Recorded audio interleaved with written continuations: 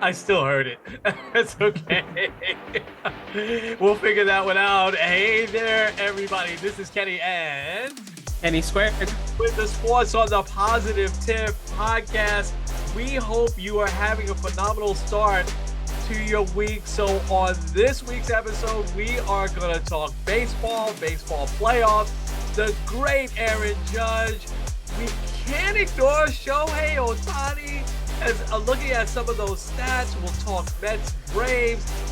Kenny is going to give his predictions on who's going to go to the World Series. No, at least who's going to win this first round as the playoffs start tomorrow. We'll get into some NFL. We got to talk about Tua. And is there hope here in New York? Is there hope? 3-1 Giants, 2-2. Is there hope?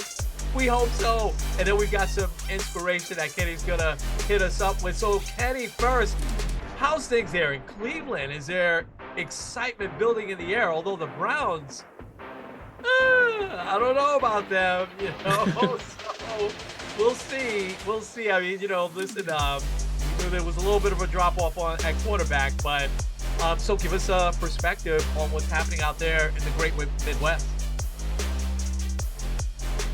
Yeah, I'll start with the Browns. I was actually watching the game at Buffalo Wild Wings with a friend of mine, and he's a big Browns fan. We should ask him actually to come on at some point. Yeah. Big Browns fan, big Cleveland guy, and he was like, yeah, it's the same old Browns. It kind of seems like they're kind of back there. I don't know. You need a better upgraded quarterback. Hopefully, Deshaun Watson won't be as big of a distraction. He said it really nicely, though, that like the Browns have put themselves in a position where they won't necessarily want to be liked, which is odd because that hasn't been the case for them in a long time. Like, like when Johnny Manziel was here and he won a couple games, people were all excited, like, oh, wow, the Browns might actually put good. And then obviously that didn't work out. But I think a lot of the hype this weekend is going to start going towards the Guardians. There's the little preliminary buzzes. There's some good and some really bad about like the early days of playoff baseball. Like I love it because you have baseball from like noon until midnight. But like if you're that noon team, which the Guardians are, it's just really, really like it's just weird because I can't really watch. Well, I can watch Saturday and a little bit of Sunday, but like you can't really watch like a Friday noon game. But I am rooting for them because if they win, they face the Yankees. So I'd be looking hardcore at Game 3 tickets if I can, if they're not ridiculously expensive. Yes. So a little bit of backlash on the Browns and some of the fans saying that same old Browns. I think they'll right the ship. I think they'll be okay. The Guardians, this is going to be exciting. I think they've got a tall order with Tampa Bay. We'll get into the matchups in just a bit, but I think that they just go by the teams that they think are going to bring more eyeballs to the table. So I think that Mets Padres in prime time will do better than Guardians Rays in prime time. So and they're probably right because this is the time of year where you get kind of the fans that maybe didn't watch much baseball during the regular season that'll tune in for the postseason because it turns into a different game. All right, Aaron Judge does it, man. 62 in the next to last game of the season, Mr. Dramatic. I hear the ball is going to go for $2 million. That guy didn't turn that ball over. He kept it. And did you see one guy fell out of the stands? Yes. I mean, man, he's lucky he didn't get hurt worse. I don't know if he got hurt or not. I don't think he did. But Aaron Judge, let's put it. I'd like for you to put it in perspective. You probably might have saw this clip. Stephen A. Smith and Mad Dog Russo had this, really heated argument as Stephen A. said, we can't make like Barry Bonds never existed, which we kind of had here because there's a lot of people saying that he's the home run champ, right, in the regular season. But you have Bonds, McGuire, and Sosa who hit more. He's certainly the home run champ for the American League, and I think that's just an enormous achievement. And Mad Dog, even though he loved his Giants and he still does, went off and said, Bonds cheated. There's no way, but put what Aaron Judge just accomplished this regular season in perspective for us. Yeah, I've seen a lot of that too, where people are like, "Oh, well, Aaron Judge is now like the home run king." Roger Maris Jr. is one of those guys too. Yes, He's kind of also called out MLB for like, you should make Aaron Judge like the official home run king.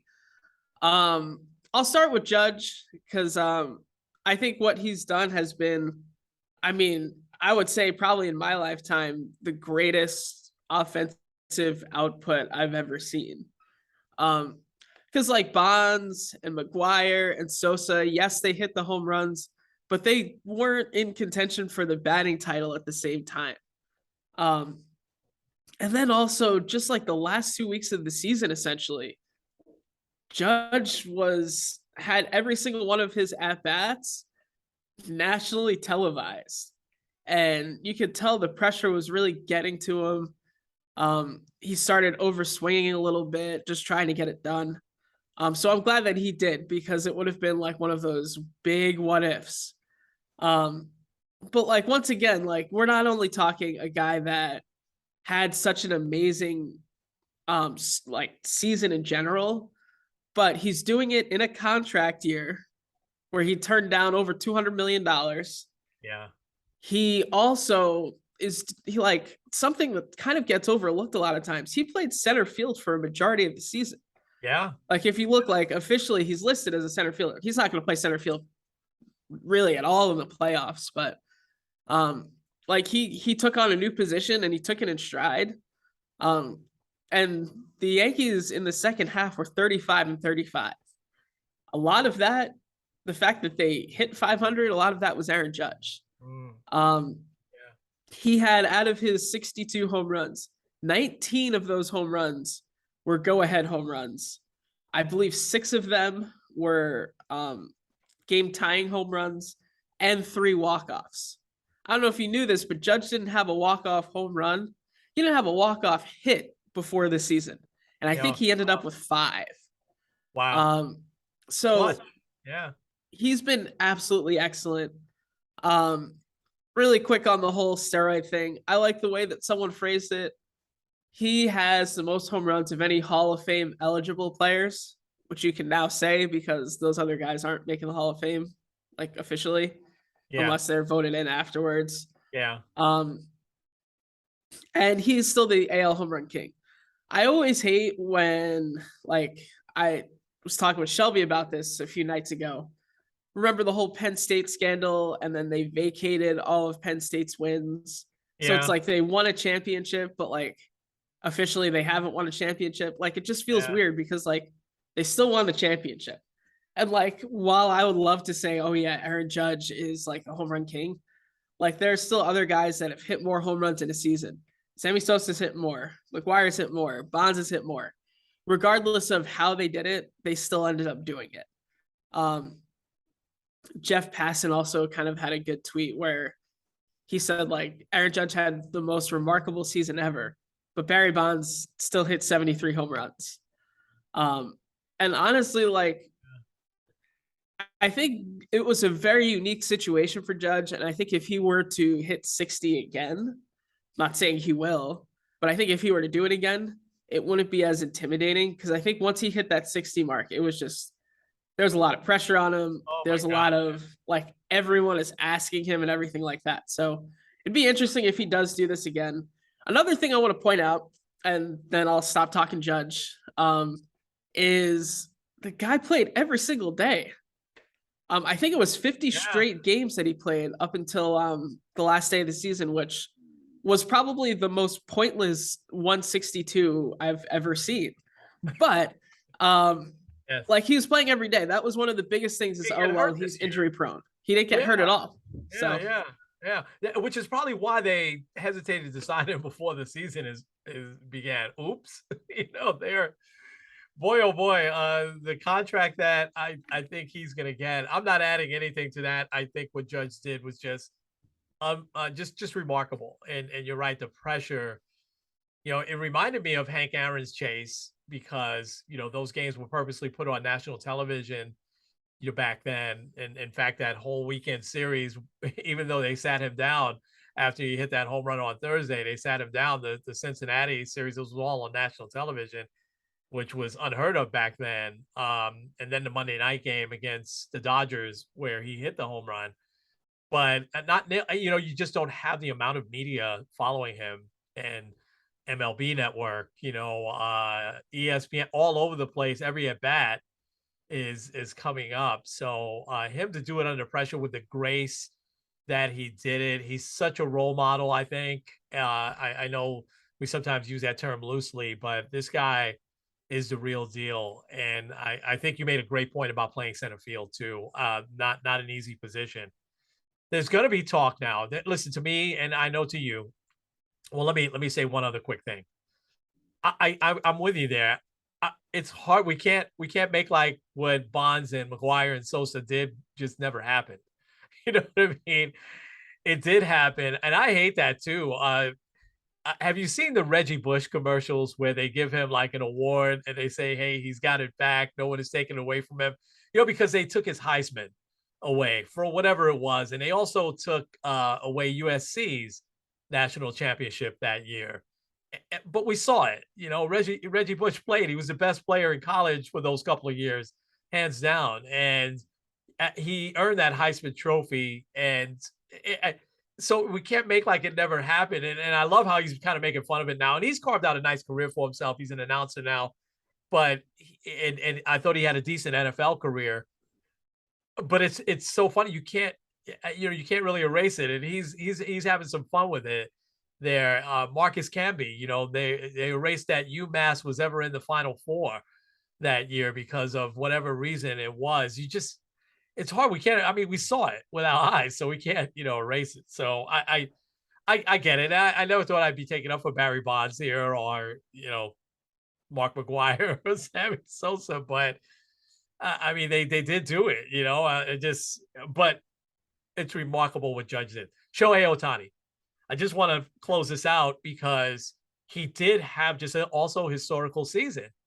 And so on the pitching side, I think I got these stats right. He was 15-9 with a 2.33 ERA. 2.33 ERA. And so I know, by the way, he hit 34 homers, knocked in 95 runs, and batted 273. Now, on a team that stunk, we're on a positive tip. I apologize, but the Angels weren't that good. I'm glad they're giving Phil Nevin another chance, right, at a whole season. Yeah.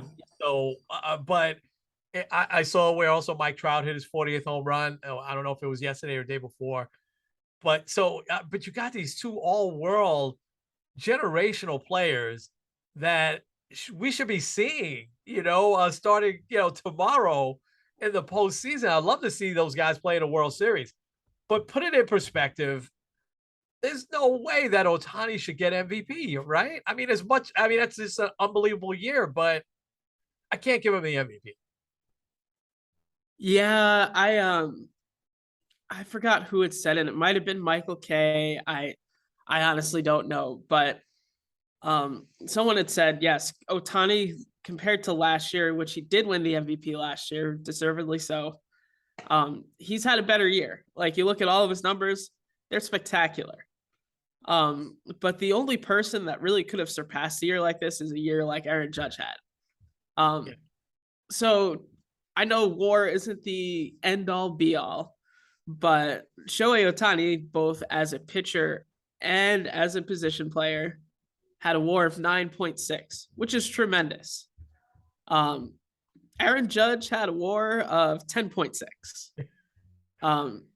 So also, like, I had mentioned this to you before, OPS plus, which includes not just it's based off of 100. So 100 is an average player, but also factors in ballpark and everything like that.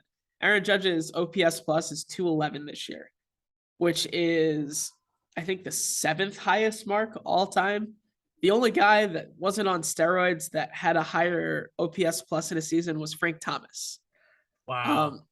Now, Shohei Ohtani had a pretty good OPS plus, I just had it here. 145. So 45% better than the average player. Like that's really good. Yeah. Um, and his ERA plus was 172, which also is spectacular. Um, and I like the comparison. Someone had said Ohtani pitching had a season similar to Nestor Cortez and hitting wise close to Pete Alonso, which like having both of those guys on your team and it's all in one guy is spectacular. But Judge had like a historic offensive season. It wasn't like last year where Vlad Guerrero had a really, really good season. Like Judge just broke a 61-year-old record, which by the way, I forgot to mention this. The Yankees record at the time of that game, 99 and 62, which I think Wow. is very Yeah. interesting. So, but anyway, Yeah. I, you know, I think I I looked at the leaderboard yesterday because I just wanted to see who closed out the year leading, and Jeff McNeil and Alonso. I'll get to them in a second. So proud of them. But I mean, Judge was like number one in like 6, 7 categories, all down the offensive line, you know. Um, and if he had gotten that triple crown, forget it, you know. But I don't he didn't need that. He's the MVP, period. And I also I mean the last thing that if let's say you have somebody that says, "Oh no, you know, everything else is equal," and you know, you got the pitch. No, it's not equal because again, I'm from that school where I think the MVP should come from a winning team. And in some circumstances, no, right? Like Mike Schmidt in 1986. You know, the Phillies didn't win, the Mets ran away with it, but he was the MVP because he had just this all-world year that no one could touch. Andre Dawson did the same thing. We can go down the list, but it doesn't A-Rod. happen. A-Rod, yeah, A-Rod a couple of times. But it doesn't happen that often. It's usually from a winning team, and the Yankees won. They had 99 wins, like you just said, and the Angels didn't. And so you take Ohtani off the Angels, what's going to be the difference? You know, they're still going to lose. You know, so and it's not his fault that they lost, obviously, because he won 15 games, and I can't imagine how many games he won with his bat and with his glove because he's a great fielder as well. So, but still, you got to get it's Judge. It's Judge. Period. I just you Case know, closed. yeah, case closed. Uh, that was very good. Very good. I just got that. All right, let me before we close out and go to the playoffs, let me close out Mets season. I'm crazy, crazy proud of this team. Was I upset last week of the weekend? Yes. Because I said right here last week that there's no way the Braves are going to sweep the Mets. I jinxed myself for sure, right? um, but they won 101 games. And technically they tied for the division, right? Both the Braves and the Mets have the same exact record, but obviously the Braves have that. It's hard to believe the Braves have the tiebreaker and won, 10 out of 19 because the Mets did take 4 out of 5 in that 5-game series, remember? And then they took 3 Oh out of 4 yeah. the following weekend. So it's surprising that the Braves overall still won that, but the Braves just have a great team, not a good team. They have a great. They're going to be hard to beat for anybody in the playoffs. Now it's the playoffs; anything can happen. And I think it was 175 days that the Mets were in first place. So we expected all year long to close that division out. But I gotta say, and I think you'll agree with this, I don't remember a team being that hot for that long. I mean, from June 1st, it was like this team didn't lose, from June 1st till the end of the year. They had one small stretch, But here, putting back in perspective with the Mets, did you know the Mets never lost more than 3 games in a row all year long? I mean, Wow. they were so consistent, and that's what the good pitching will do. So was I disappointed that they got to DeGrom? Of course. Was I disappointed they got to Scherzer? Of course. And I was really disappointed in Bassett because you got to go more than 3 innings here because, he's supposed to be a big time pitcher. And he did win 15 games though. I mean, so I can't dispute that. But overall, I can't be disappointed. We're in the postseason. We have 101 wins. We have the batting champ and Jeff McNeil. What a year for him. And he was consistent all year long. Pete Alonso, most RBIs, 40 homers. I mean, and the year that Edwin Diaz had, unbelievable. We've got DeGrom and Scherzer both healthy. I like our chances here. And so I'm proud of this Mets team. I think it was a fun year. And to me, the big difference maker, I've said this many times, was Buck. Buck Showalter turned that culture around. Listen, they made some great moves to get Marte. We're missing him for sure. Canna, all of the guys they brought in, with the exception of Darren Ruff. And I'm gonna get I'm gonna get Trevor a little bit upset, right? But Tyler Naquin, he had a couple of good games, but boy, oh boy, he struck out in a big spot over the weekend. But anyway, um, for the most part, their moves really worked out great. And so let's shift now. We've got 4 games. We've got a weekend packed with action here. Let's start in the American League. Who do you got? We got the Guardians and the Rays. Very interesting matchup, I gotta say. Because I never know what to expect from the Rays. They march out all these guys, and now everybody's gonna do what Kevin Cash and Dave Roberts do in the regular season. They're gonna be like putting in pitchers after 2 innings and stuff like that. Cash does that every day, so nothing new for the Rays. They play like it's the postseason every day. But who do you like? I know I had said I'm rooting for the Guardians. I do think they're going to win, mainly because their starting pitching's really good. Yeah. I heard this stat this morning. Quantrill, Paul Quantrill's son, nephew, something. He has a streak of, I think, like 44 straight games at home that he hasn't lost. Wow. And obviously it's all 3 games will be here in Cleveland. So, their starting pitching's really good. They're a young team. They also have a superstar in Jose Ramirez. The Rays, though, I don't know. Also, for me as a Yankee fan, I don't want to see the Rays in the playoffs again. I'm kind of sick of the Rays, and they always tend to scare me. The Guardians would scare me too, but I think they have a really good pitching. They also have a great both have great managers, but Terry Francona will always be ready. And I mean, would you be that surprised if Jose Ramirez goes 6 for 12 and knocks in a few big home runs? Yeah.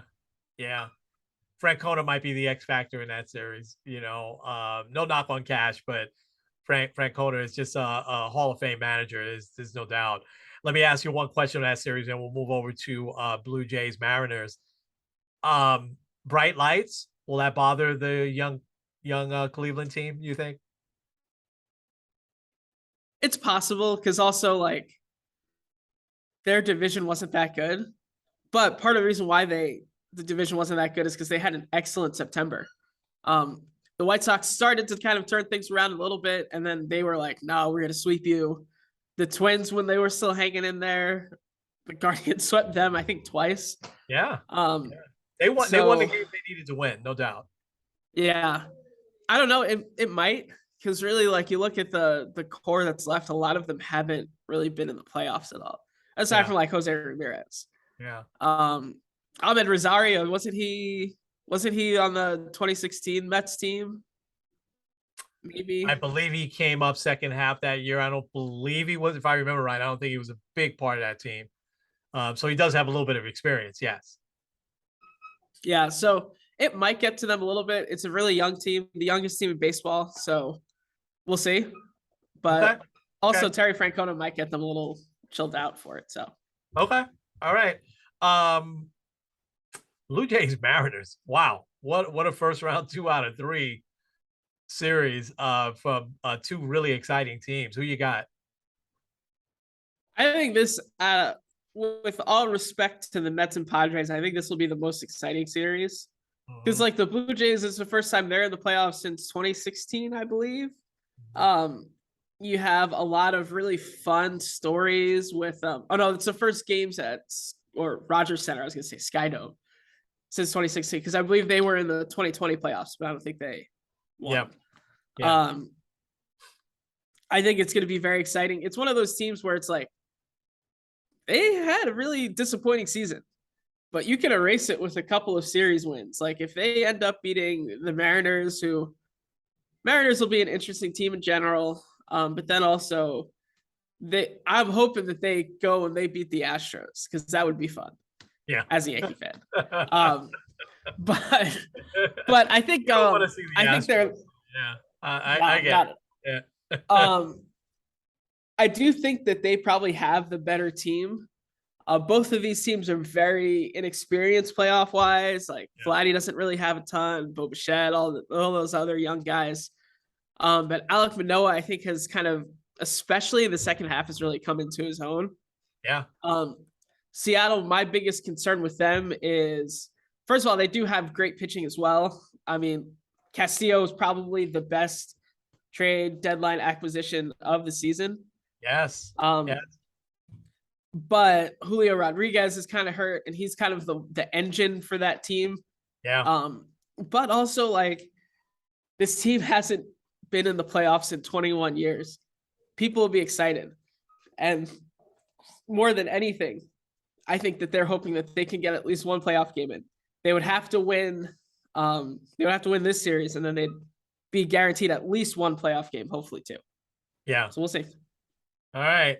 All right. So the winner gets the dubious distinction of playing the Houston Astros. Yeah, I Throw out the listen. trash cans. Yeah. It's amazing how good that team is, the Astros. And no one likes them except inside of Houston, but I root for Dusty. I certainly wouldn't be rooting for them if they play the Yankees, for sure I'd be rooting for the Yankees, but well, we'll see. We'll see. All right. National League. Let's start with Cardinals Phillies, kind of a little old school matchup here. Who do you like there? Philly's breaking a big drought too, right? How many years for them? I think it was 13 years. Something like 2011. 2011 2011. was last time, so So 11 11 years. years. Yeah. Wow. Yeah. That's a long time. Yeah, so the two longest playoff droughts have been broken this year. This is a side note. Obviously the Mariners 21 years, the Phillies is 11. So now the longest is 7 years shared by two teams. Do you know who they are? No. Both American League teams, the Tigers. No, not the Marlins. The Tigers, okay. Tigers won, and then also the Angels. Oh, wow. Jeez, that's a bad job by the Angels. Listen, real quick before we get to that. I was also amazed, and you don't hear much about it, and he's got to win the Cy Young Award. It's just unbelievably amazed by the year that Justin Verlander had. 1.75 ERA. I mean, it's just, I know he's got several Cy Youngs already. You'd like to give it to somebody else, but oh my gosh, I know the guy on the White Sox was great as well, but Verlander had to me I wouldn't say by far because that guy had a great year, but he had the best year, and at his age, coming off Tommy John, unbelievable. He's gonna be a handful in the playoffs because he's a big time pitcher, in the big postseason pitcher. Okay, Cardinals Phillies. This to me is probably the hardest one to call. I think I'm gonna go with the Phillies just because I think it's kind of a coin toss. I might be no, I'm going with the Cardinals. Cardinals have a lot of good vibes going for them. Okay. You got Wainwright in the twilight of his career, as well as Pujols and Yachty. I think that's going to be a big storyline. I hope Pujols hits a home run in the playoffs. That's kind of one of my, if I'm saying postseason bucket list, that would be on there. Yeah. And also, I guess I don't know, because sometimes the Cardinals kind of just seem like a team that's there, but maybe they're a little better than I'm kind of anticipating. Well, I was telling our buddy Mike Clark this the other day that you've got the big three in the National League, right? You got the Dodgers with 111 wins, unbelievable season they had. You've got the Braves and the Mets, but looming is the Cardinals, who also very quietly had a great year. They put the Brewers away relatively early. They won the games they needed to win in early September, as well. And like you said, they've got the karma of, Pujols, Molina, Wainwright, and then you've got the two MVP candidates. I think we haven't talked much about the Cardinals, not so much you and I, but just in general. But and rightly so. I think the Braves and the Dodgers do deserve the accolades for the year they had, and the Mets. But boy, oh boy, the Cardinals, they're going to be a handful. So you're taking Cardinals in that one, okay? You better say Mets here. Mets, Padres. Although as a realistic Met fan, this is not going to be easy. I'm afraid that the Padres might wake up because they've kind of sleepwalked the second half, yet they're still find themselves here in the playoffs. What are your thoughts on Mets Padres? You can give an honest assessment. It's okay. I'll still love you. Well, I think this is going to be like you had said before, the whole like prime time thing. I think that MLB, I mean, they nail it every time, but I think it's going to be the one that gets the most intrigue. Also, always getting the coast is kind of East Coast, West Coast type of thing always really helps too. Mm-hmm. I think the biggest thing for the Mets, it has to start with that starting pitching. If you can't have it like DeGrom seems like he's in like the first ever slump of his career a little bit. Yeah. And this isn't the time at No. all to deal with that. No. Also, one thing that kind of concerns me a little bit, Buck is a great manager, but sometimes he does a little bit of the head scratching moves in the playoffs. I think of the last time he was in the playoffs and he had I won't say former yet. He's still on the team. My guy, Zach Britton, who gave up like 2 runs all year and then doesn't bring him into a game. And then guy decides to go with old, washed up Ubaldo Jimenez and then blows a chance at making it past the wild card round. Yeah, so, I remember that.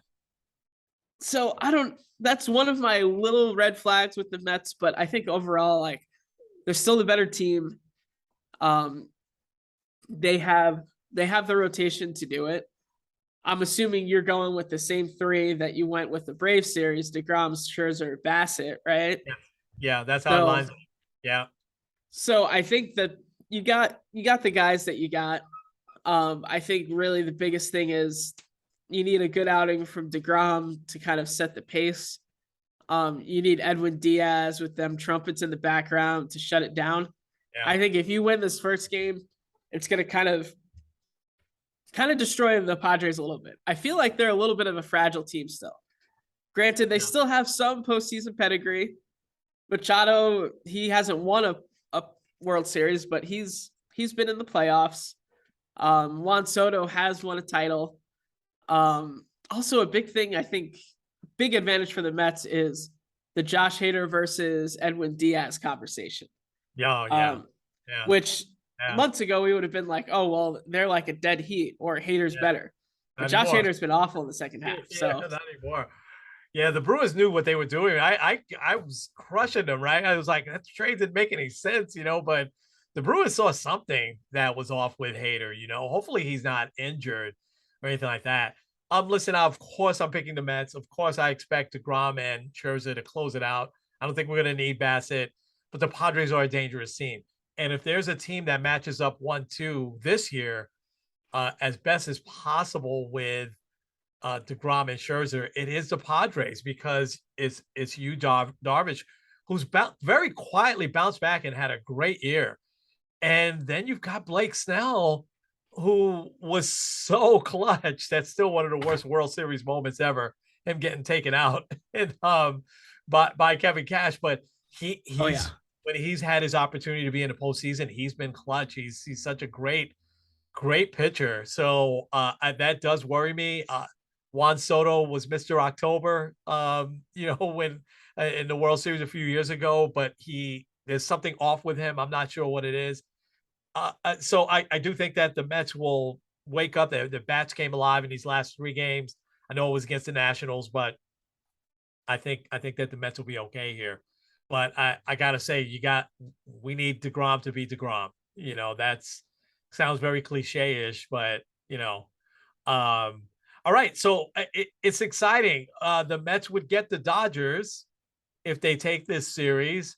The Cardinals would get the Braves, and then we'll talk about that next week.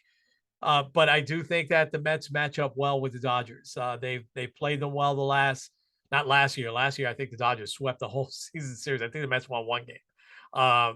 But this year, the Mets matched up pretty well with them. So we'll see. And you have a little bit more breathing room with 3 out of 5. 2 out of 3, man, you got no breathing room, Like you lose the Yeah. first game, you're like, uh-oh, So it's gonna be interesting. I think MLB knew what they were doing here with this, but you're right. There was no drama on the last day. All right, a lot of great baseball stuff. Ready to shift to some football? Let's do it. Well, I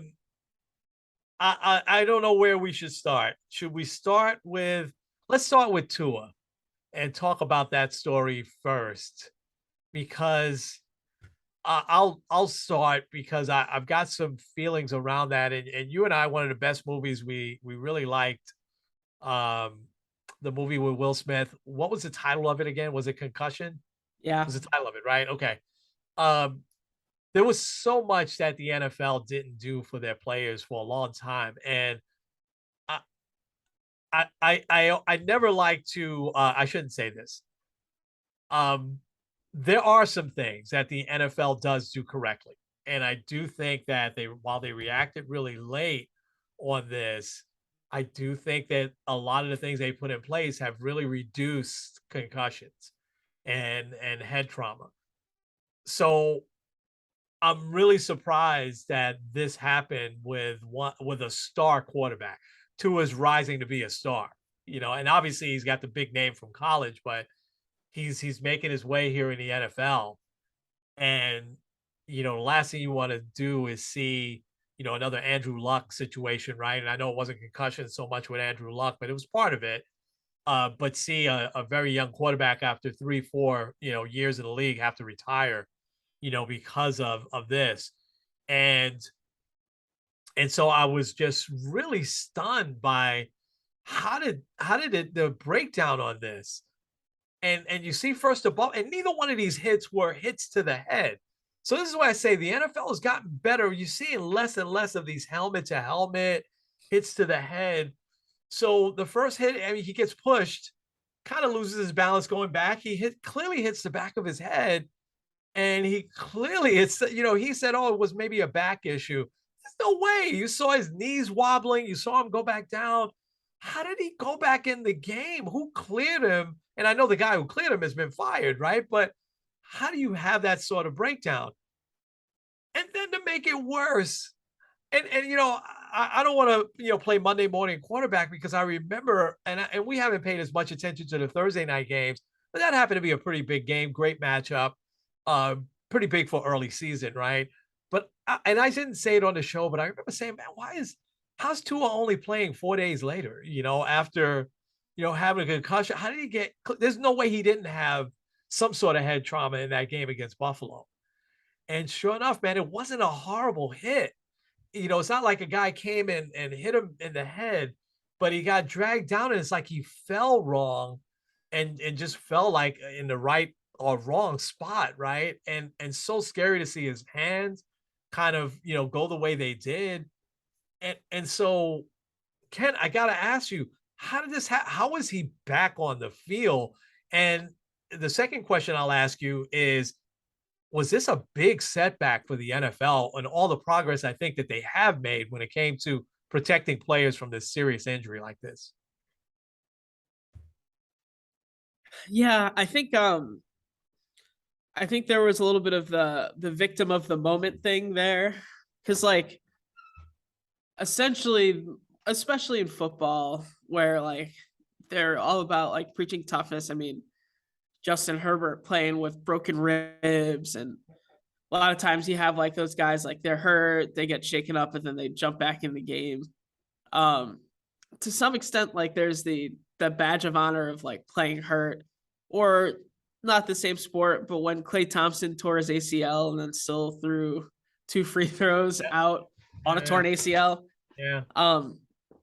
So I think like part of that is like we got to figure out how to get you back in the game. But like when you see a guy kind of wobble back down to the ground like that, I think that's when you kind of say, yeah, we got to make sure that his health is number one. Um, and I don't know, maybe Tua actually wanted to go back in. I wouldn't be surprised because he's a football player. Like he loves doing what he does. But were the coaches in there saying like, okay, like I know you want to get back in, you're hyped, you're excited, But like, let's take a step back and kind of see how you are. Because doing it seems like also the concussion test maybe just needs to be tweaked. I don't know. Could But be. But aren't those protocols also in place, Kenny, for situations exactly like that? You've got Tua, he's pumped up, he's wobbly, and he wants to go back in. Aren't the protocols there so that no, you can't go back in? you would think so.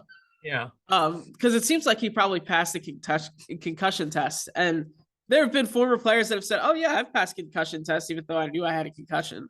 So that's like it great. probably seems like it's a little Yeah, bit like it maybe needs to be tweaked. And I do think it pushes the NFL back because like let's be honest, if you're a diehard NFL fan, if you're like, I love NFL Red Zone from 1 till 7:30 at night, um, and you're like consuming all the NFL content you want, like it's not you're not gonna be bothered by it. But those fans that are kind of on the fringes, those very casual fans will look at this and be like, wow, like I don't know if I want to support something that could cause such bad injuries. Because also, like, what are the long term effects of this? We don't know that yet. yeah. Like, have we started a trajectory of CTE for Tua because he's gone back after 4 days? I think of because he's been kind of in the news recently, Antonio Brown and his crazy self. There's Um, something off. I'm saying, yeah, you're right. You really, that's a great. There's something off with him. Walking around naked. I mean, there's something off with him, and he's saying that he's Posting with yeah. Giselle. Yeah, there's something off with him. Either he just likes the attention, or he took a lot of hits, and he had a couple of really bad concussions, if you remember. Um, I I was just stunned that he two. I mean, not just once but twice that he went back in that game, and then he's playing only 4 days later. These Thursday night games. And listen, the NFL fan that you're talking about, right? That is watching from 1 to 7 on the red zone, right? Um, they're the ones that are hardcore Thursday night. This is great. We got football. If we put football on every night, people would watch. You know, but I gotta say, it got better the last couple of years. The NFL probably needs to figure out. I always thought they could figure out the schedule if they played if they were had a bye that Sunday, then they can play that Thursday night. It's hard. I don't know how teams prepare like that in just essentially 3 days because you have to have a day of travel too for at least one team. How they get ready for those Thursday night games and the quality of games up until last year and the first part of this year, they were horrible, but they got better for some reason and they put good matchups there now, probably because Amazon Prime. There's so much money on the line, right? Because the NFL, making a ton of money from Amazon Prime now on this. But listen, nothing. It won't matter that same diehard NFL fan. No knock on Teddy Bridgewater, who's an excellent backup quarterback, and when he's called on, he does well. But listen, the NFL fan wants to see Tua out there, right? Um, but also the NFL fan probably would still rather be seeing Aaron Luck out there breaking records like he, was on his way to doing. But yet, if you have these serious injuries, and it's a hard sport, so injuries are going to happen. But I think the NFL has shown these last few years that the concussion stuff can be prevented. You know, and listen, I think, and this is the last thing I'll say, and we can just jump into do a rapid fire on some of these games from last week. But there used to be so many knee injuries, right, with the AstroTurf and the Raw turf, and then they replaced some turf that was too soft, so when they would cut, they couldn't stop. And the NFL fixed that. You don't see nearly the amount of blown out knee injuries that you saw maybe 10 years ago. And it was the same to concussions. I don't remember the numbers, but they went down significantly over the last several years. You can prevent some of this stuff. It doesn't have to be this brutal, violent thing. And like I said, I think they prevented the hits to the head because these weren't like somebody going after his head or targeting, like they had before. You see less and less of those penalties. Remember when they put that in place, you saw like every week, you say, oh, they were targeting, you see less and less of those. So they've done a good job. I do want to give them credit, but there was a serious breakdown here that could really have resulted in a guy's career and life. I mean, gosh, I never saw that before. The hands being stiff like that. They say that's relatively common, but I don't remember seeing that. Yeah, not in the NFL. I had a Yeah. couple friends that have had like traumatic brain injuries. They they've said, yeah, like that's Yeah. when like your body gets in like severe nerve damage. Wow. Yeah. It's not good. Hopefully they can look at it, and like I know it's hard because like you said, a lot of money's on the line, especially for quarterbacks.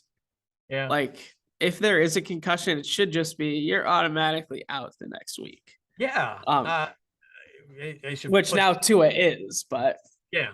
Yeah. But it's 1 week too late. All right. Are you? I'm really anxious to hear how are you feeling about the Giants? I'm still feeling pretty good. I'll take 3-1. Could be. Yeah. Um, like this is kind of like what we had said before. Like it seems like there's actually optimism in New York, which hasn't happened in a long time. Now, that optimism can be erased pretty quickly because the Giants' schedule is they play the Packers in London, and then they play the Ravens, and they play the Jags, who've been really good too. Yeah. So 3-1 could very quickly turn to 3-4. But also, I don't know, like Aaron Rodgers, is he really going to love playing in London? He seems to have some weird issues with his wide receivers. Like the Ravens have looked really good, but at other times they've blown huge leads. The Jags, maybe it's kind of the early season good vibes. Like this team could actually go somewhere. I'm not saying they'll make the playoffs. I would love to see them do that, but it's like the first time we're like, oh, like, so this is what a professional football team looks like. Because like I think of Joe Judge last year going for a QB sneak at like 3rd and 9 from like your own 10. And it's like, come on. Like that doesn't like it looks like you pressed the wrong button in Madden. It looks that bad. Yeah. So I'm excited.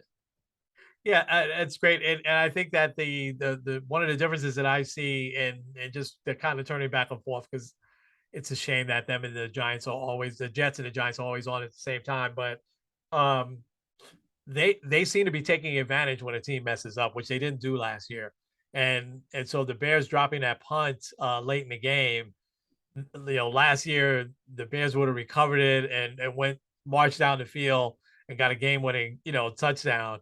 This year the Giants recovered it, held on, and won. And they're taking advantage of when Barkley has these big games like he did on Sunday to seal the deal. Their defense is much better. Their offensive line is better. I know Daniel Jones has a sprained ankle, so they're not sure if he's playing Sunday or not.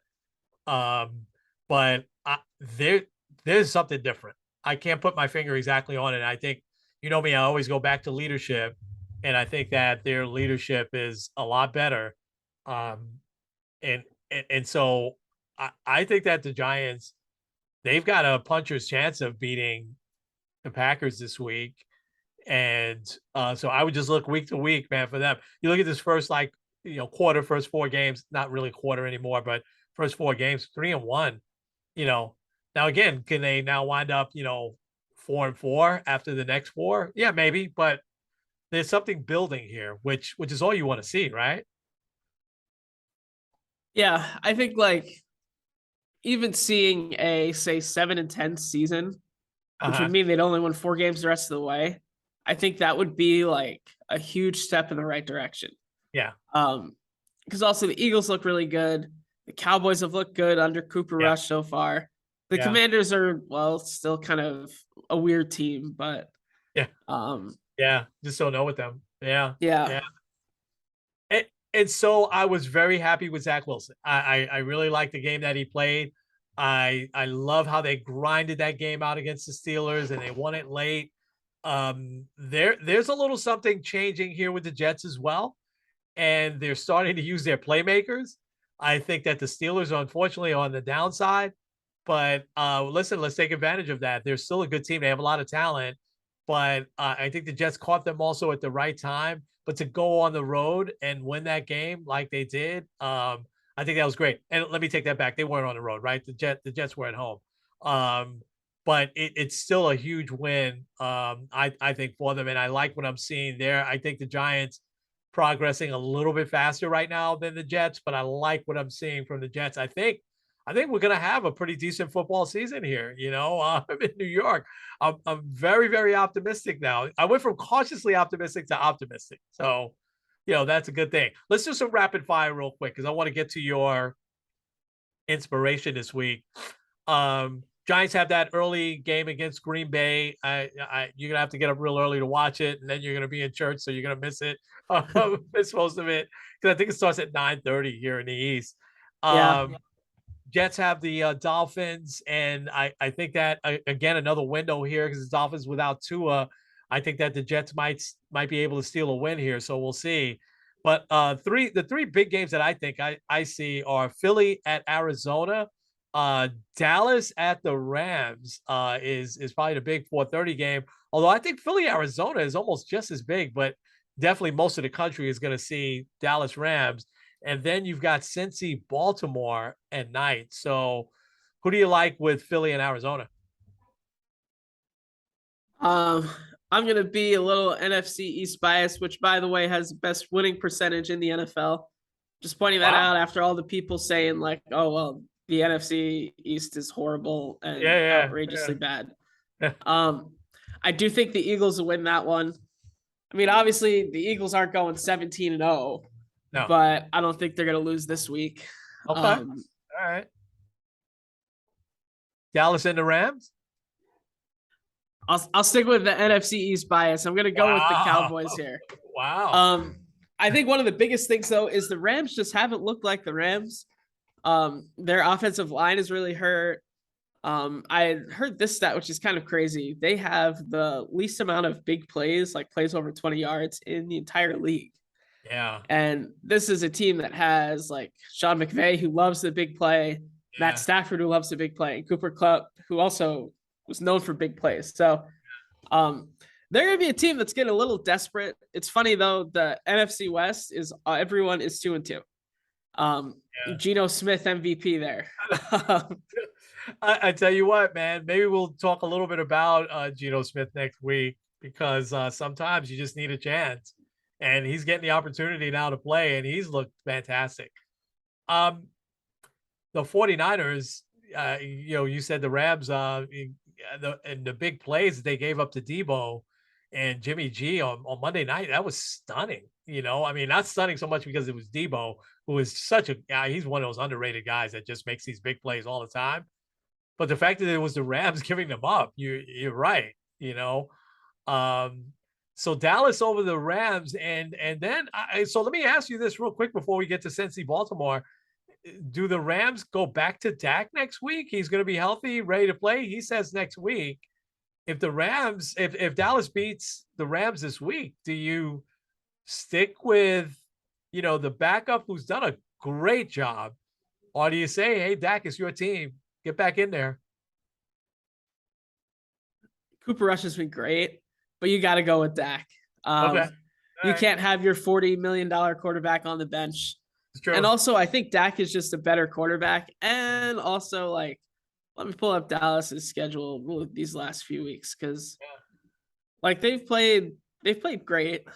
They've played also the Bengals, who have been pretty good, the Giants, who have been pretty good, and then the Commanders. Yeah. They're gonna starting next week would be against the Eagles. I don't know if Cooper Rush would win that game. The Lions, who, by the way, I believe the Lions scored the most points in the NFL, even though they're 1-3. They'll be better though. They'll be good this year. I can see them even finishing close to 500 this year. Yeah. So I don't know. I think you still got to go with Dak. Okay. All right. Okay. I'm with you. Cincy, Baltimore, Sunday night. Ooh, this is gonna be a good one because both teams really need it. I don't know. Let me see. Is this who's at home? I think it's at Baltimore. All right, then I'd probably go with Baltimore. Okay. Okay. Really, this NFC North is going to be fun. Yeah, Right now, actually, the Browns are winning the division, but or leading the division, I should say. Yeah. But it'll be fun. Yeah. All right. That should be a great game, by the way. I think that, Lamar, he's such an exciting player. He's a little bit, I don't want to compare him so much to Aaron Judge, but he also is bet on himself. It's a little riskier in the NFL when you do that, right? Because of injuries and stuff like that. But boy, oh boy, what kind of contract is he going to get? Because if he's not the best quarterback in the NFL, he's certainly in the top 2 or 3, so, all right. It's so a lot of fun. NBA is actually starting as well, as we got some preseason games. So we're going to have to get into that a little bit next week. But you've got some inspiration for us, so fire away.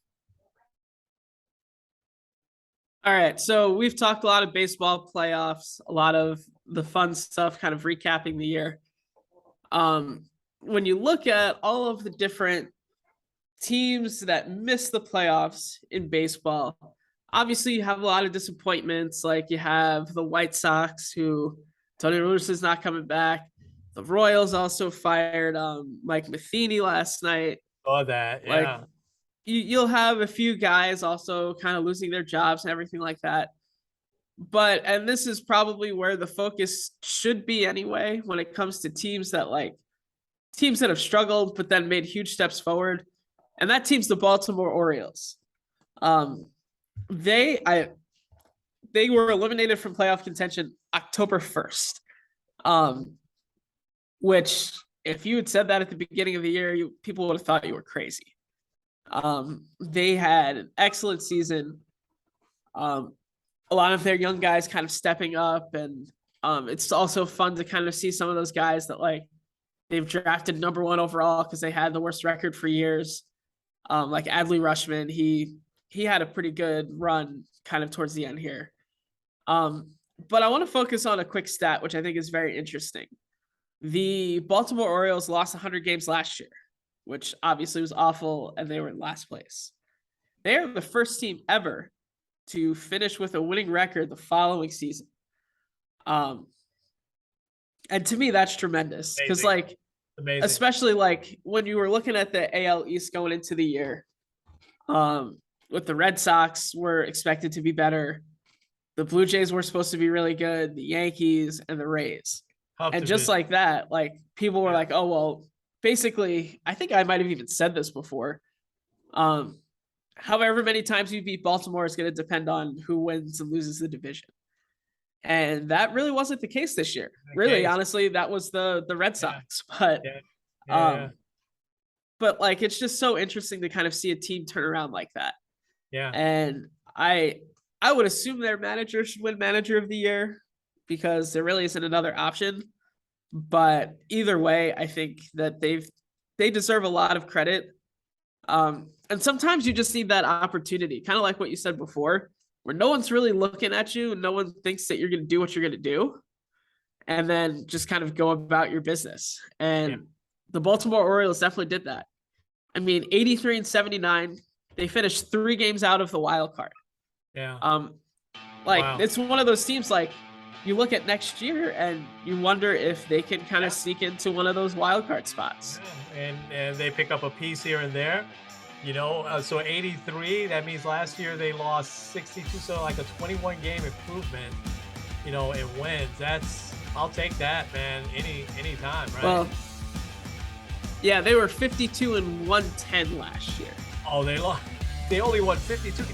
So that's even more impressive. So that's a 31 game improvement from last year. That is spectacular. Yeah, and that's gotten a little bit overlooked. There was some talk of the Orioles in the summer, but you hadn't heard much about what they did. That's inspiring. So any of the teams that were shaky this past year, like the Nats, the Marlins, and a few others, the Royals, the Angels, you can come back. You know what I mean? You definitely need leader, and they've got good leadership. That manager, they hung with him, and he's staying off of them. They finished last year 40 games out of the wild card. 40. Wow. And they were eliminated with 6 games left in the season. That's amazing. That's amazing.